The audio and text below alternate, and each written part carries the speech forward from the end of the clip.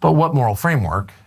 I mean, the sum total of like world literature or philosophy is at war with itself. Like the Marquis de Sade is, like nothing in common with the Gospel of John. Right. So like, how do you decide which is superior? That's why we wrote this like model spec of here's how we're going to handle these cases. Right, but what criteria did you use to decide what the model is? Like who decided that? Who did you consult? Like why is the Gospel of John better than the Marquis de Sade? We consulted like hundreds of moral philosophers, people who thought about like ethics of technology and systems. And at the end, we had to like make some decisions.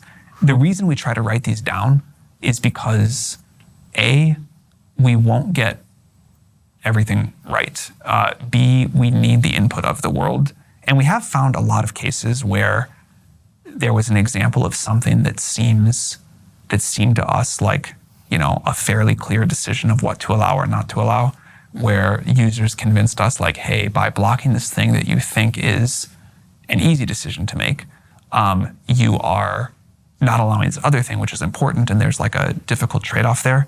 In general, the attention so a principle that I normally like is to treat our adult users like adults, very strong guarantees on privacy, very strong guarantees on individual user freedom, and this is a tool we are building. You get to use it within very broad framework.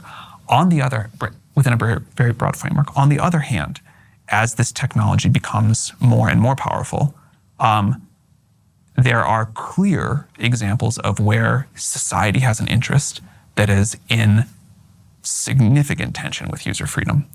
And we could start with an obvious one, like, should ChatGPT teach you how to make a bioweapon? Now, you might say, hey, I'm just really interested in biology, and I'm a biologist, and I want to, I'm not going to do anything bad with this. I just want to learn. And I could go read a bunch of books, but ChatGPT can teach me faster, and I want to learn how to, I want to learn about like novel virus synthesis or whatever. And maybe you do. Maybe you really don't want to like cause any harm.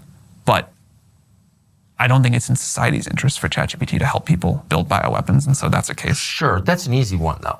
There are a lot of tougher ones. I did say start with an easy one. Yeah,